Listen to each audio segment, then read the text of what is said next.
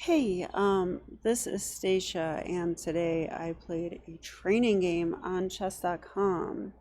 So I wanted to share this game and let's see what we can learn from it.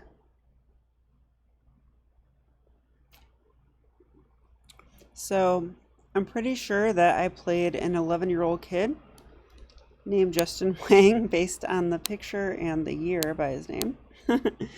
um, he said hi and good luck before the game, so that's good.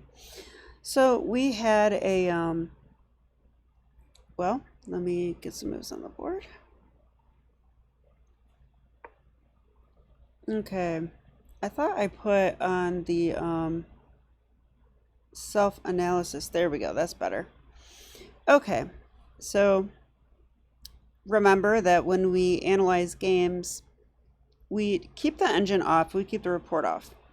And we want to come up with some conclusions on our own, and only then will we check the engine. So, I was tempted to play a different line. It's been heavy on my mind to play different lines, but I just never feel like it is the problem. So I think that's the real problem. So I played my main move, e5, knight to f3, knight c6, and bishop to b5. And we have a Roy Lopez opening. So white is pressuring my knight and maybe menacing knight takes e5. So I played a6 and I said, go ahead and do that. Now, in case you guys didn't know this, because it looks like, why can't white capture and grab a pawn? Well, the problem is queen d4, and this is going to attack the undefended knight as well as the undefended pawn. Good luck saving both of them. So after the knight retreats, there's check. And this position is known to be kind of good for black, actually. So that is why that kind of justifies the move a6, like saying like, hey, go ahead, let's do that line. Of course, there is the exchange variation also, where instead of grabbing the pawn right away, white can play something else, such as castles, I believe. And the exchange variation is pretty interesting. I think it's strategic. So anyway, that did not happen in this game. He simply backed up the bishop, which is the main line. Knight to f6, castles, bishop e7, and I very much expected the move rook to e1, guarding the pawn. And after rook to e1, I would play like this. Castles, and if he went c3, we would find ourselves in a mainline marshal after takes.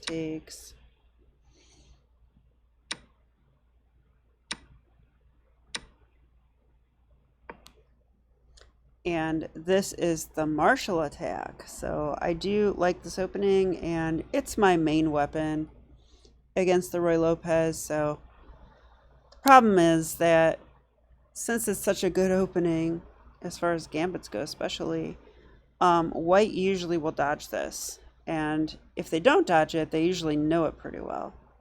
But anyway, in this game though,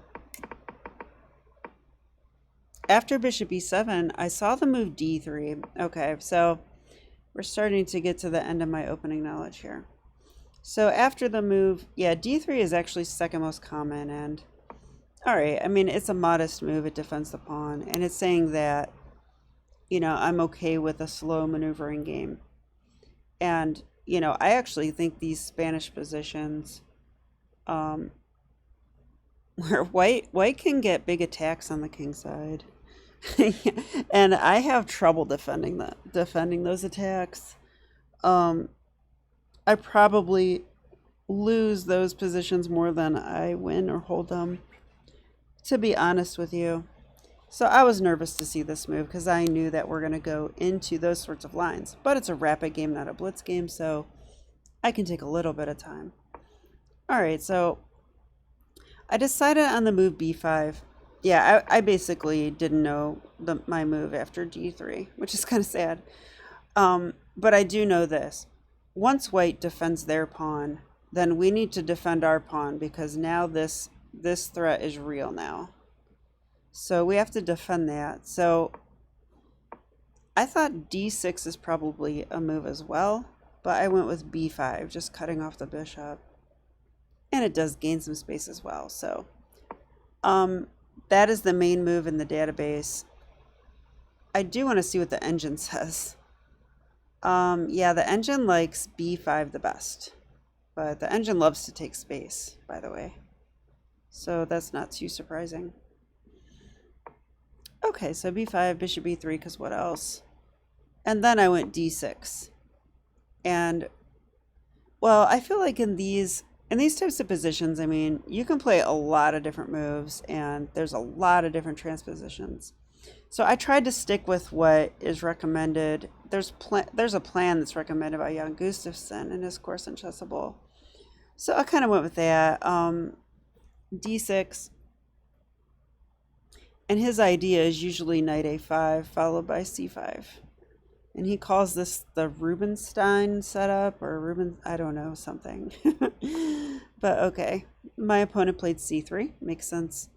Now his bishop can retreat to that square, and this also helps support the d4 break. So I went knight a5. Okay, so I see that in this line, castles is a better move. Now, why it is, I would have no idea. I guess bishop c2 is the move which was played in the game. I went c5. Yeah, these positions score quite well for white. Bishop to e3 was played. Okay. So this is where our game sort of deviated. I don't see any bishop e3 in the opening book. Instead, rook to e1 is the main move. Queen e2 is also a move, but mainly rook e1. Yeah, and it scores quite well for white. And if I check with the engine, which I will right now, I mean, it gives an advantage to white, like plus 0.4, which is, it's a little better than a normal opening advantage, which I would say is about plus 0.3.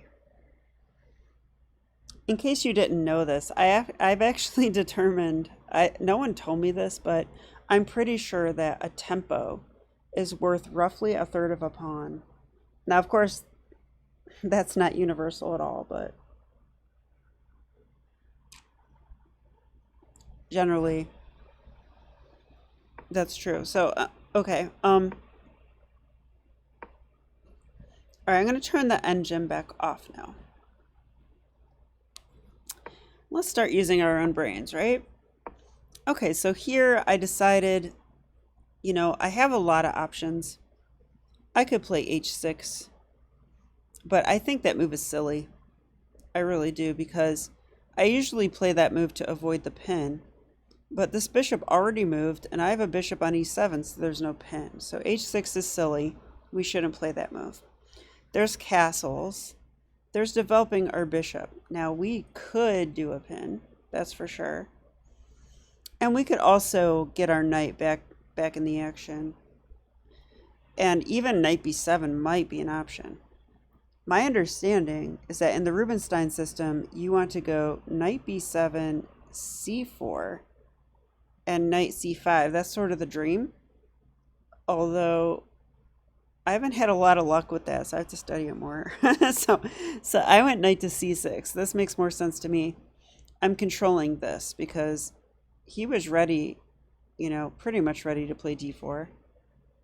Yeah, the bishop's even guarding the pawn, so I think he could play d4.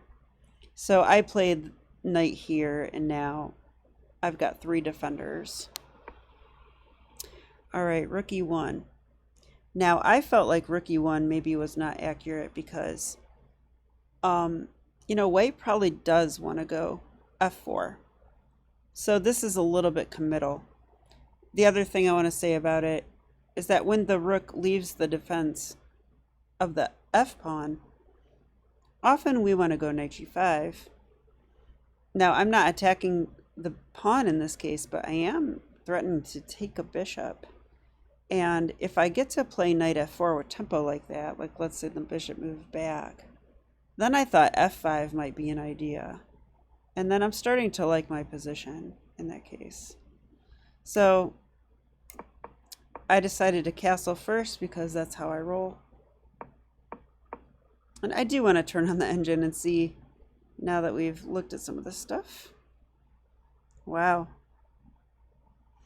The computer says d4 is possible in this moment. Wow. He went here though, and I went here. And now it still wants d4 in this moment. So d4 or a4 for white. Both moves sort of gain space, but it says those are both necessary to keep an advantage. So, all right, let's look at this for a second. If d4, I think I would take with the c-pawn, but that is actually not correct. Taking with the e-pawn is better.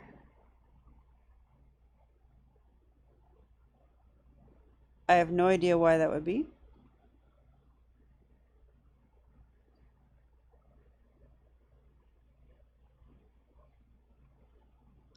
Yeah, I'm looking at it. Okay, but the best move is knight to g4 in this case. So we attack that bishop, which is actually helping this pawn.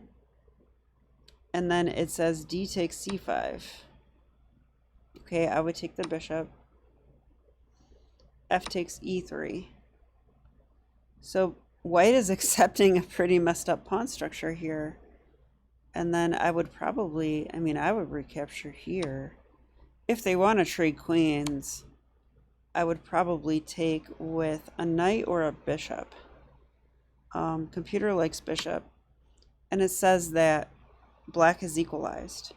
Yeah, I agree. I agree black's equalized. So d4, it was supposed to keep advantage, but then the computer changed its mind. Okay, let's go back into this.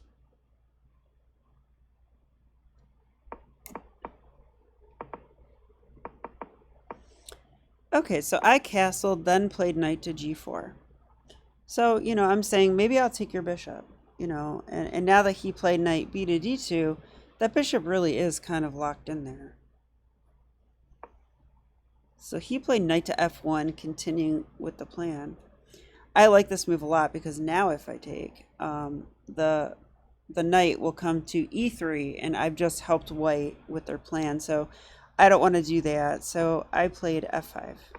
So I'm curious if this is a good move. It's not listed by the engine, so that's not a good sign, right? It wants bishop e6 or h6. But I played f5, and it says white should take, which happened in the game. I took with a pawn, and then he played knight to g3, attacking my bishop. And here the computer likes black. So instead of knight g3, he needed to go h3, which would kick my knight. I would probably take the bishop. Oh, and if I take the bishop, I am now helping that knight, which is...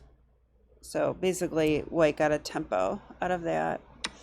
Okay, but anyway, in the actual game, I'm turning the engine off. It was knight to g3.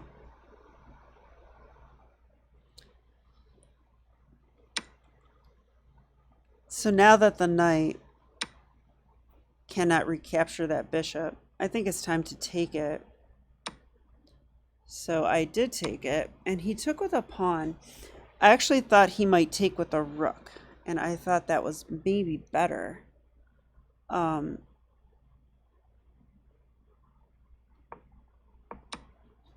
So let's see what the engine says. Yeah, it says rook takes e3. This is what I expected. I would love to punish the rook for being there, but I don't really have a way to do that. And maybe the rook will be useful at some point and come here. So yeah. Instead, he took this way. And now I like the idea of pinning things, right? Like maybe that pin, maybe this pin. So I started with this one. He moved his rook defending the knight. And now I went with the other pin. Yeah, and the computer thinks that black's at least equal here, and that white should play d4. He didn't play d4, though. He played this move. I had a feeling that this move wasn't good during the game because I would just love to put my knight on d4. And when he moved the pawn like this, it's almost possible now. Like, I could play b4, and if he takes, you know, maybe I'm going to get in the square and attack the pin knight. That would be cool.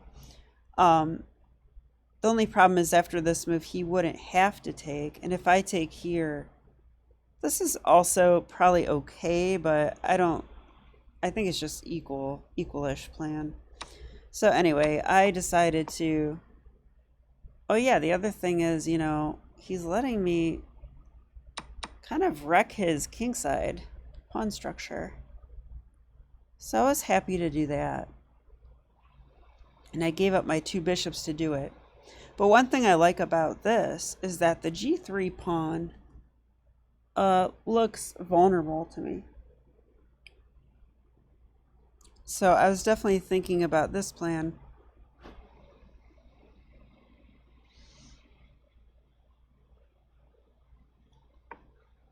So yeah, apparently I did it too. And as you can see, I used all my time. I did not focus on time management this game at all. And then suddenly I looked at my clock and I was like, oh my gosh, I have 3 minutes.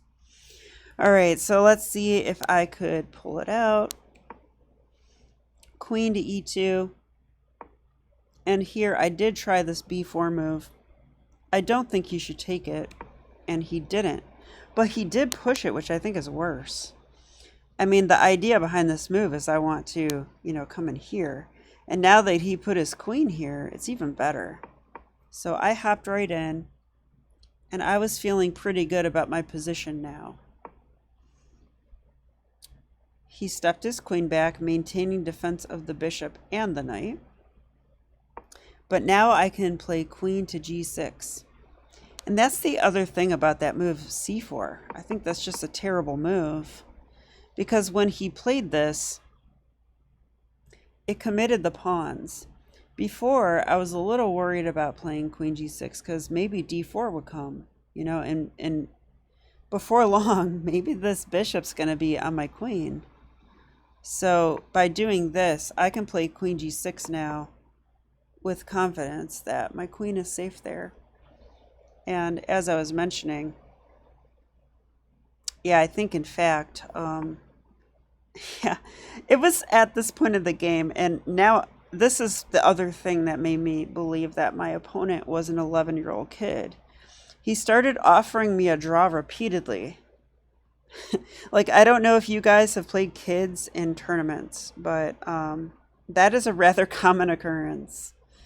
If kids think that their position isn't good, they will start offering you a draw like every other move. Or maybe every move. Or maybe twice a move. So, you know, I usually say something friendly like, oh, maybe, you know, let's see. I don't know, maybe. That way they're on the edge of their seat wondering if I'm going to take it. But usually I don't intend to take it.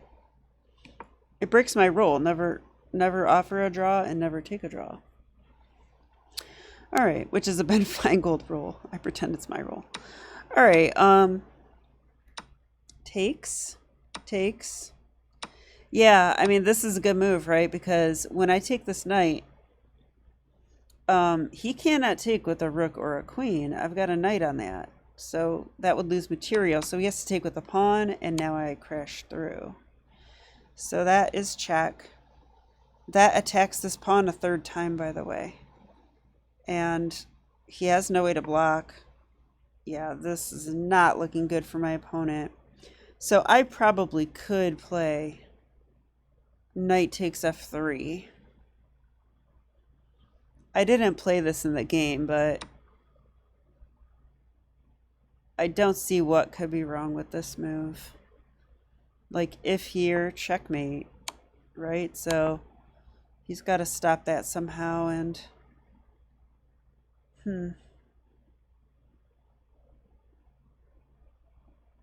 I guess this, I guess that, I guess.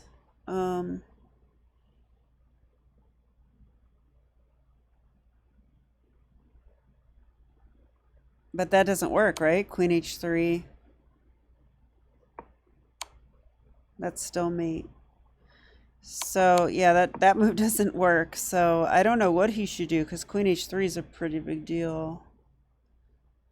Okay, in the game though, I quickly played rook f6. I didn't have that much time, and I thought this must be winning because what on earth could he possibly do here? He can't even go here because I would just take the rook. So if I check with the engine, yeah, it's mate and 6. So he resigned here.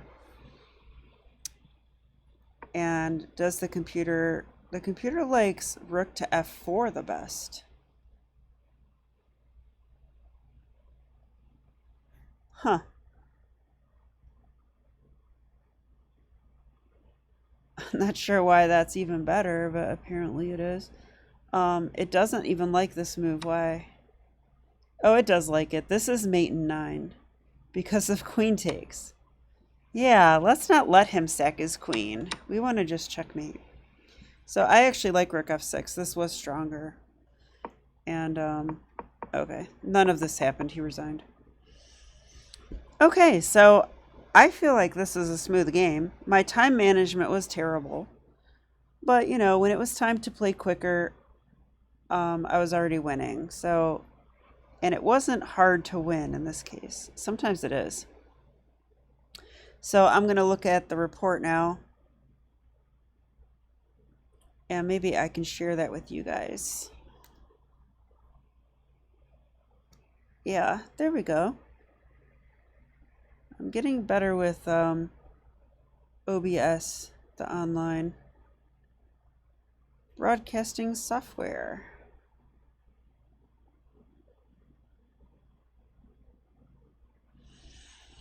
So my opponent looks like he didn't play that good, even though he has 1700. He made 2 blunders. And I only had 2 inaccuracies. I'll take it. Okay, so I'm wondering what those were. Let's go ahead and look at the key moments. Okay, so b5 was a book move. I'll continue playing that move then. So all these moves were fine, apparently. Knight d4 was a game changer. Rook f6 is one of the inaccuracies. I have a faster mate. Rook f4. Why is it faster? Probably because he can't sacrifice his pieces. So whatever, computer.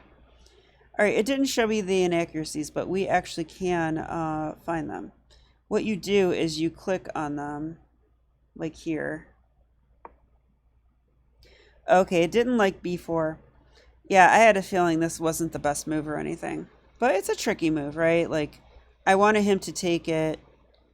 That way I could take and, you know, play knight d4. Or maybe knight d4 immediately. It does attack the queen. So, yeah, I probably would have done this, to be honest with you. And the computer does like black. So that's good. So, and, you know, this move, I mean, this is where it's like, it's hard to evaluate moves like this. I played a tricky move and it induced a horrible move, a blunder. So, I mean, that is why I played it. Now, you could say objectively, though, that move's not very good. But practically speaking, it was very good. It actually caused me to win the game. I mean, look at that swing. Now black is -5. But instead, he should have just went bishop b3 check, which I didn't even see. I would go king h8, and then queen e3. I would probably take...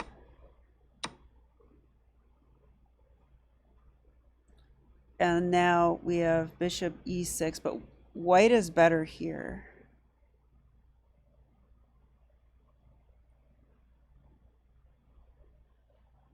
Actually, I would go here, I think. But bishop d5 would be the answer. Oh. My knight's attacked and pinned. And if I go here, white wins. Why does white win?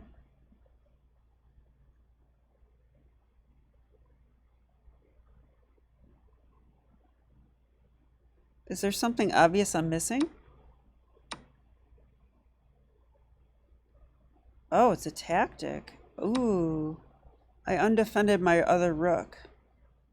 So now I can't do anything about the fork. Well, why not though? I could trade. Nope, it doesn't matter. The new rook comes in and threatens checkmate. Wow. Okay, that's that's something that happens in the Marshall attack actually. Black does that theme though. All right, so lastly, let's look at my last inaccuracy. So it gave that one, and then there's another one. Stop it, computer. Usually I can click it twice. Why is it doing this? Oh, okay, I see it there. Oh, the other one was this. All right, I don't even count that as an inaccuracy, so I guess I played a good game. So I'm quite happy with that. 86, yeah, I can live with that. So I hope you guys enjoyed the game and learned something from it as well. This is Stacia, and I'll be back with more chess. Okay, bye.